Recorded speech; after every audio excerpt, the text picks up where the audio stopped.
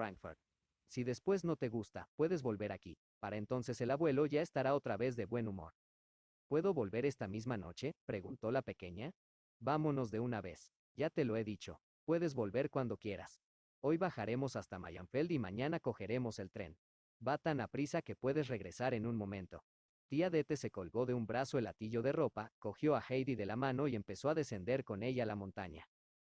Como no había llegado aún el tiempo de los pastos, Pedro iba todavía a la escuela del pueblo, mejor dicho, debía ir aún allí, pero el muchacho se permitía de cuando en cuando algún día de asueto, porque se decía que no valía la pena seguir aprendiendo a leer, cuando eso de nada le serviría, y que era mucho mejor vagar por el monte buscando leña porque ésta sí que era de utilidad. Precisamente en aquel instante volvía de una de sus escapadas, que por lo visto había sido exitosa porque llevaba un enorme haz de varas de avellano sobre el hombro. Al ver a Dete y a Heidi, se detuvo y las miró con ojos de asombro, y cuando estuvieron muy cerca de él, dijo: ¿A dónde vas? Tengo que irme rápidamente a Frankfurt con la tía, contestó Heidi, pero antes he de entrar un momento a ver a la abuela, que ya me estará esperando. No, ni hablar, es demasiado tarde, interrumpió Dete, sin soltar la mano de la niña. Puedes ir a verla cuando vuelvas. Ahora vamos. Y se fue con Heidi de la mano, sin soltarla, porque temía que si la pequeña entraba en la choza de Pedro, no quisiera salir y la abuela la apoyara en esa idea. Pedro, viendo que la niña se iba, se metió dentro de la choza y tiró el haz de varas con tal fuerza sobre la mesa, que la abuela se levantó muy asustada de la rueca y empezó a lamentarse. ¿Qué pasa, Pedro? ¿Qué pasa?, exclamó la abuela, y la madre de Pedro, que también se había levantado de la mesa por el mido, preguntó tranquilamente. ¿Qué tienes, Pedro? ¿Por qué estás tan furioso? Se llevan a Heidi, exclamó el muchacho. ¿Quién? ¿Quién? ¿Y a dónde, Pedro?, preguntó la abuela con voz angustiada, pero enseguida adivinó la verdad, pues su hija le había dicho poco antes que había visto subir, monte arriba, a tía Dete. Con mano temblorosa, la anciana abrió la ventana y empezó a gritar con voz suplicante. Dete, Dete, no te lleves a la niña, no nos quites a Heidi. La tía y la sobrina oyeron la voz y Dete comprendió lo que la abuela gritaba, por lo que asió a la niña con más fuerza y echó a correr. Heidi quiso oponer resistencia y dijo: Quiero ir a ver a la abuela. Me ha llamado, suéltame. Pero precisamente eso era lo que Dete quería evitar. Procuró tranquilizar a la pequeña, diciéndole que era necesario darse prisa para no llegar tarde y poder continuar el viaje al día siguiente sin falta. Añadió que cuando estuviese en Frankfurt encontraría esa ciudad tan linda, que nunca más querría marcharse, pero que si, de todos modos, deseaba regresar, lo podría hacer enseguida y además podría comprar algún regalo para la abuela. Esto último agradó mucho a Heidi, y desde aquel momento ya no opuso ningún obstáculo al viaje, antes bien, apresuró el paso todo lo que pudo. ¿Qué podré traer a la abuela?, preguntó a poco. Algo muy bueno, contestó Dete, por ejemplo, panecillos blancos muy tiernos. Sé que no puede comer el pan negro y duro, así le darás una gran alegría. Es verdad, ella le da el pan negro siempre a Pedro y le dice: es demasiado duro para mí, porque yo misma lo he oído, confirmó Heidi, y añadió decidida: corramos, tía. Tal vez podamos llegar hoy mismo a Frankfurt y pueda volver pronto con los panecillos blancos.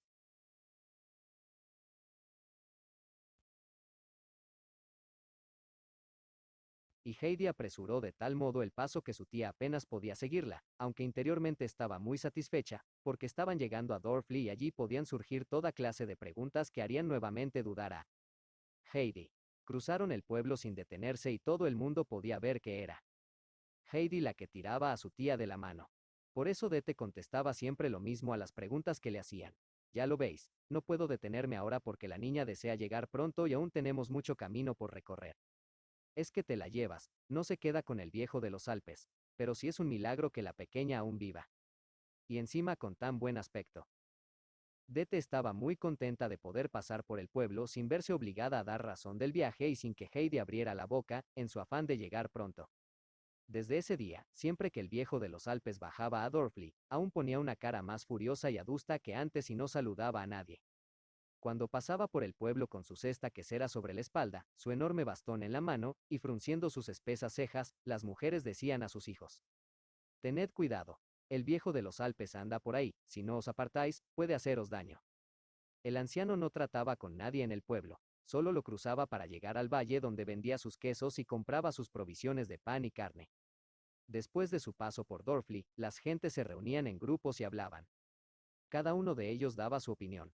que su aspecto era cada vez más salvaje, que ya no saludaba a nadie, etc. Y todos estaban de acuerdo en que era una verdadera suerte que la niña hubiera podido escapar, y que bien a la vista estaba la prisa de ella en alejarse, por temor a que el anciano la alcanzase y la obligara a volver. Solo la abuela ciega lo defendía con firmeza.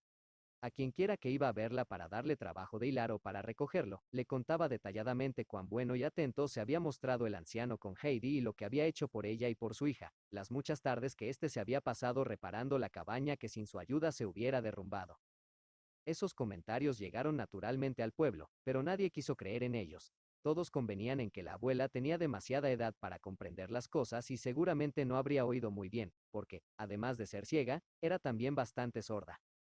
El viejo de los Alpes ya no acudía a la casa de Pedro el Cabrero, y era una suerte muy grande que la cabaña estuviese tan bien arreglada, porque durante muchísimo tiempo nadie se prestó a cuidar de ella. La abuela empezaba nuevamente los días con suspiros y quejas. Ni un solo día pasaba sin que dijera: con la niña se nos ha ido toda nuestra alegría y los días parecen vacíos sin ella. Ojalá pudiera oír su voz una vez más antes de morirme.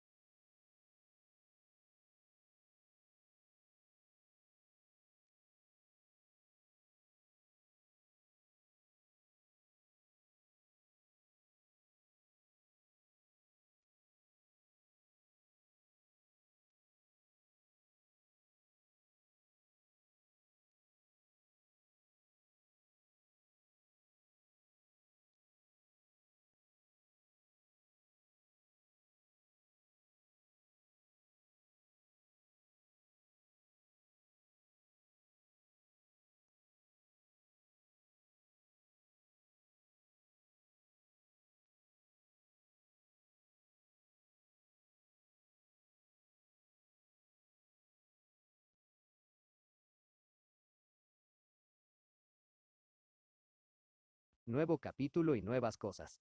En casa del señor Sesemann, de Frankfurt, vivía su hija Clara, que estaba enferma y pasaba sus días en un cómodo sillón de ruedas. En aquel momento, Clara se hallaba en la llamada sala de estudio, contigua al comedor y llena de objetos y enseres que le daban un aspecto acogedor y mostraban que en ella vivía la familia con preferencia. La biblioteca, hermosa y grande, provista de dos puertas vidrieras, había dado el nombre a la sala y es allí donde la niña paralítica recibía diariamente las lecciones. Clara tenía un rostro delgado y pálido y unos ojos azules y bondadosos, que en aquel momento no se apartaban del gran reloj de pared. Le parecía que las agujas avanzaban aquel día con especial lentitud, pues Clara, tan paciente habitualmente, exclamó de pronto con cierta vivacidad: pero, señorita Rottenmeier, todavía no es la hora. La así interpelada estaba sentada bien derecha ante una pequeña mesa de costura y bordaba. Vestía una extraña ropa, una chaqueta con un gran cuello, que daba a toda su persona un aspecto muy solemne acrecentado por un tocado en forma de cúpula. La señorita Rottenmeier estaba en aquella casa desde la muerte de la señora Sesemann, hacía ya algunos años, y ejercía de ama de llaves. El señor Sesemann, que viajaba mucho, le había confiado la gestión del hogar y no había impuesto más que una condición: que su hija tendría voz en todos los asuntos y que no se haría nada contra la voluntad de ella. Mientras arriba preguntaba Clara por segunda vez y con mayor señal de impaciencia, si todavía no había llegado la hora, abajo, ante la puerta de entrada, se detuvo Dete con Heidi de la mano e interrogaba al cochero Juan, que acababa de apearse del coche, si era prudente molestar a la señorita Rottenmeier a una hora tan avanzada. Eso no es de mi incumbencia, gruñó el cochero. Toque la campanilla del pasillo y bajará Sebastián. Dete hizo lo que le indicaron y enseguida bajó el criado de la casa vestido con una librea con grandes botones dorados y con los ojos casi tan grandes y redondos como los botones. Quisiera saber si a esta hora aún se puede molestar a la señorita Rottenmeier, volvió a repetir Dete. Eso no es de mi incumbencia, repuso el criado. Tiene usted que tocar otra campanilla para llamar a Tinet, la doncella. Y sin más explicaciones se marchó Sebastián. Dete volvió a llamar. Entonces se presentó en lo alto de la escalera la doncella Tinet, con blanca y almidonada cofia en la cabeza y una sonrisa burlona. ¿Qué pasa?, preguntó sin bajar la escalera. Dete repitió su pregunta. La doncella Tinet desapareció, mas volvió al instante y dijo desde arriba: suban, las están esperando. Dete y Heidi subieron la escalera y siguieron a la doncella hasta la sala de estudio. En el umbral, Dete se detuvo educadamente, sin soltar a la niña, pues temía su reacción en un lugar tan poco familiar para ella.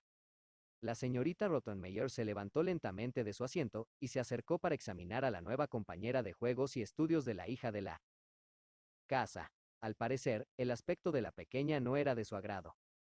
Heidi llevaba su sencillo vestido de algodón y en la cabeza un sombrerito de paja, viejo y abollado. La niña miraba cándidamente pero con evidente curiosidad la especie de cúpula que llevaba aquella señora en su tocado. ¿Cómo te llamas?, preguntó el ama de llaves tras examinar un rato a la niña, que no le quitaba los ojos de encima. Heidi, contestó la pequeña con voz clara y sonora. ¿Cómo? Esto no es un nombre cristiano. ¿Qué nombre te dieron al bautizarte?, seguía preguntando la señorita Rottenmeier. No lo sé, repuso Heidi. Eso no es una contestación, observó la dama moviendo la cabeza. Diga usted, Dete, ¿esa niña es tonta o impertinente? Si la señorita me lo permite, hablaré por la niña, porque ella tiene poca experiencia, dijo Dete, dando a Heidi un discreto golpecito por su respuesta inoportuna. No es que sea tonta ni impertinente, sino que todo cuanto habla lo dice con franqueza y tal como lo siente. Es la primera vez que entra en una casa de señores y no conoce las buenas maneras. Sin embargo, es dócil y bastante inteligente y aprenderá fácilmente si la señorita se digna tener un poco de paciencia. La niña se llama Adelaida, como su madre, mi difunta hermana. Bien, al menos es un nombre que se puede pronunciar, observó la señorita Rottenmeier, pero he de decirle que la niña me parece un poco extraña para su edad.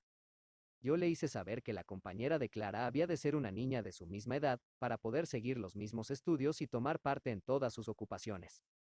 La señorita Clara ha cumplido ya los 12 años. ¿Qué edad tiene la niña? Con su permiso, contestó Dete con elocuencia, le diré que yo misma no recuerdo a punto fijo cuántos años tiene. La verdad es que es un poco más joven, no mucho, cuanto más no sé decirlo exactamente, pero creo que debe de tener unos 10 años o incluso algo más. Tengo ahora 8 años, me lo ha dicho el abuelo, declaró Heidi. Tía Dete le volvió a dar un golpecito, pero como la niña ignoraba la causa, no se aturdió lo más mínimo. ¿Cómo? Solo 8 años, exclamó la señorita Rottenmeier con indignación, 4 años menos que Clara. Esto no puede ser, ¿qué haremos? ¿Y qué has aprendido? ¿Qué libros has estudiado? Ninguno, contestó Heidi. ¿Cómo? ¿Qué? ¿Cómo has aprendido a leer entonces?, siguió preguntando la dama. Eso no lo he aprendido, ni Pedro tampoco, respondió Heidi, misericordia, no sabes leer. Pero de verdad que no sabes leer, exclamó la señorita Rottenmeier con gran asombro, ¿cómo es posible? ¿Qué has aprendido, pues? Nada, declaró Heidi de acuerdo con la verdad. Oiga usted, joven, dijo el ama de llaves al cabo de unos minutos, tratando de serenarse, esto no es lo convenido. ¿Cómo ha podido traerme a esta criatura?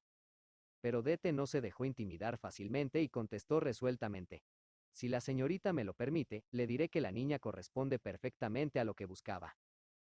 Usted quería una niña un poco especial y distinta de las demás, y para cumplir sus deseos, tuve que recurrir a la hija de mi hermana, aunque tenga menos años, porque en nuestras montañas, cuando tienen más edad, dejan enseguida de ser originales y distintas de las otras, y por eso creí que Heidi convenía exactamente a sus deseos. Ahora es preciso que me vaya, pues mis señores me estarán esperando.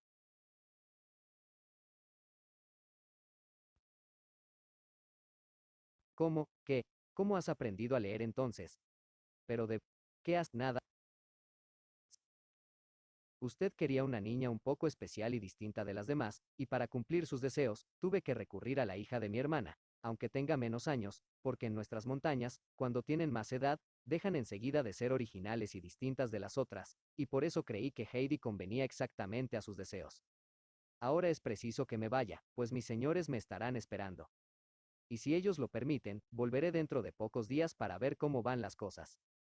Y después de hacer una reverencia, Dete salió por la puerta y echó a correr escaleras abajo. La señorita Rottenmeier se quedó un momento inmóvil, pero luego la siguió, pensando que si esta niña iba realmente a quedarse en la casa, tenía que consultar todavía un sinfín de cosas con su tía, que parecía firmemente decidida a dejar a Heidi allí. Heidi, desde su llegada, no se había movido de la puerta, y Clara había observado la escena desde su sillón sin decir nada. Ven aquí, dijo Clara al fin.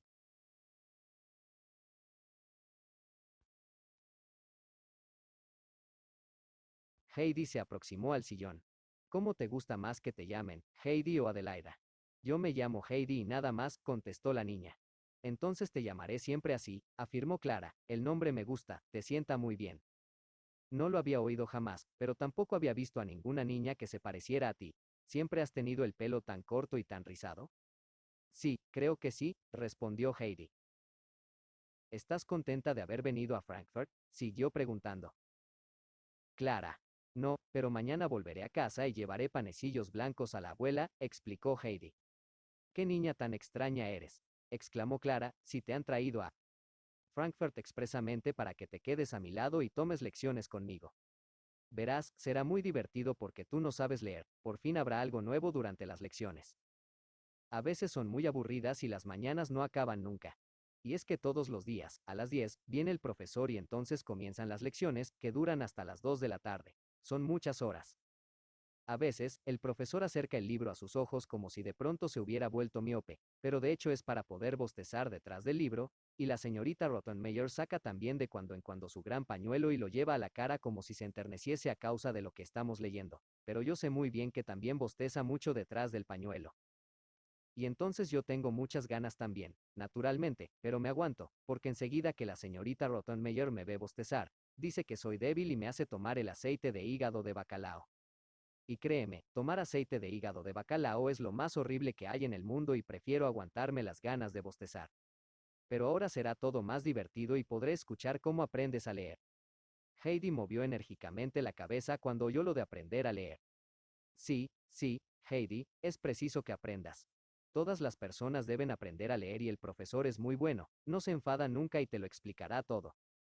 Lo que pasa es que, cuando explica algo, no se entiende nada. Entonces hay que esperar y callar, porque si no lo vuelve a explicar y cada vez lo entiendes menos. Pero después, cuando has aprendido algo y lo sabes bien, entonces ya entiendes todo lo que había querido decir el profesor. En aquel momento regresó la señorita Rottenmeier. No pudo alcanzar a Dete y estaba muy nerviosa, porque no había logrado decir todo lo que, en ese asunto, no se ajustaba a lo que se había acordado. Y como la idea había sido suya, no sabía qué hacer para volverse atrás, y se ponía cada vez más nerviosa. Salió de la sala de estudio y se fue al comedor, regresó y volvió allí, en donde la tomó con Sebastián, quien con sus redondos ojos examinaba la mesa que acababa de poner para ver si faltaba algo. Siga usted mañana sus reflexiones, Sebastián, y dese prisa en servir la mesa. Dicho lo cual se dirigió a la puerta y llamó a Tinet con voz tan seca, que la doncella se acercó con paso más menudo que nunca y se colocó frente al ama de llaves con rostro tan burlón que la señorita no se atrevió a reprenderla, aunque por dentro hervía. Es preciso preparar la habitación de la recién llegada. Tinet, dijo con forzada calma, todo está dispuesto. De todos modos, cuite el polvo de los muebles. ¿Seguro que vale la pena?, dijo irónicamente la doncella saliendo. Entretanto, Sebastián había abierto las puertas de doble hoja que daban a la sala de estudio con mucho ruido. Estaba muy enfadado, pero no podía permitirse contestar a la señorita Rottenmeier. Con aparente calma entró en la sala para llevar el sillón de ruedas al comedor. Mientras arreglaba un tomillo del asiento, se plantó Heidi delante de él y le observó. Sebastián advirtió la insistente mirada de la niña y la increpó. ¿Por qué me miras así? Seguramente no lo hubiera hecho si hubiese visto a la señorita Rottenmeier, que en aquel momento cruzaba la puerta. Precisamente cuando Heidi contestó. ¿Te pareces a Pedro, el cabrero? La dama juntó horrorizada las manos y exclamó.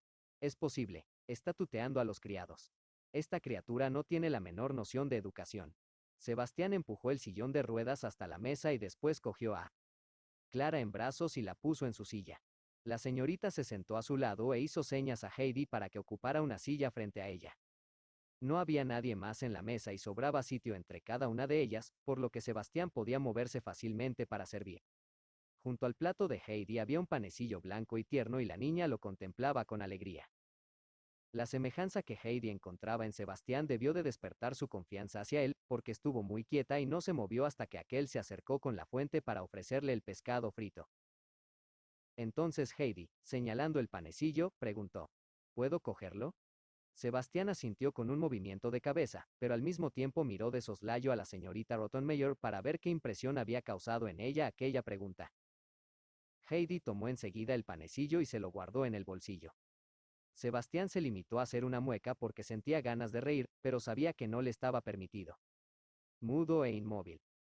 Permaneció junto a Heidi, porque no tenía permiso de hablar ni tampoco de marcharse hasta que todos los comensales se hubiesen servido. Heidi le miró un rato con ojos asombrados, pero al fin preguntó: ¿He de comer eso? Sebastián volvió a asentir con un gesto. Pues, dame algo, dijo la niña y miró tranquilamente a su plato. Las muecas de Sebastián iban aumentando y la fuente empezó a vacilar de un modo peligroso en sus manos. ¿Puede usted dejar la fuente sobre la mesa y volver luego?, ordenó con rostro severo la señorita Rottenmeier. Sebastián desapareció al punto. El ama continuó dando un suspiro. Está visto, Adelaida, que he de enseñarte todavía las reglas más elementales. Empezaré por enseñarte cómo te has de servir en la mesa. Le explicó lo que tenía que hacer y añadió: además he de advertirte que en la mesa no has de hablar con Sebastián, ni en ningún otro sitio, excepto únicamente cuando tengas que dirigirle una pregunta importante, imprescindible, o bien darle una orden. En tal caso no le has de hablar de tú, sino de Sebastián.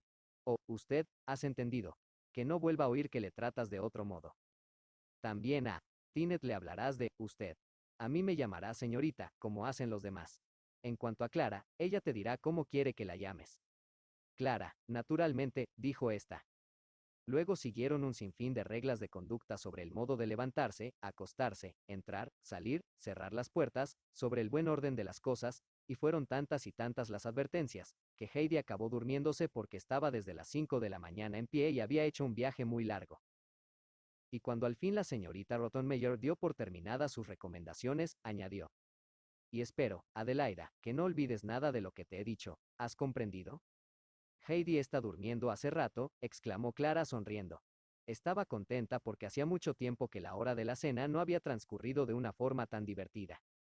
Es absolutamente increíble lo que nos pasa con esta criatura, exclamó la dama, muy enojada, y agitó con tanta fuerza la campanilla, que ambos, Sebastián y Tinet, acudieron corriendo. A pesar del ruido, Heidi seguía durmiendo, y no fue fácil despertarla para hacerla cruzar la sala de estudio, la habitación de Clara, y la habitación de la señorita Rottenmeier antes de llegar por fin a la suya. La señorita Rottenmeier tiene un día agitado. A la mañana siguiente, cuando Heidi despertó, no recordaba nada de lo que había pasado y no comprendía lo que veía a su alrededor. Se restregó enérgicamente los ojos, volvió a mirar y vio las mismas cosas que viera antes. Se encontraba en un gran lecho blanco en medio de una vasta habitación. En las ventanas colgaban largas cortinas, también blancas, que dejaban filtrar la luz. Muy cerca de ellas había dos butacas tapizadas con telas floreadas. La misma tela cubría un sofá junto a la pared. Ante él se hallaba una mesa redonda y, en una esquina, un tocador lleno de objetos que Heidi no había visto jamás. Entonces, de pronto, recordó que estaba en Frankfurt. Todos los acontecimientos del día anterior acudieron inmediatamente a su memoria, y al mismo tiempo, las instrucciones de la dama, las que había podido oír antes de dormir.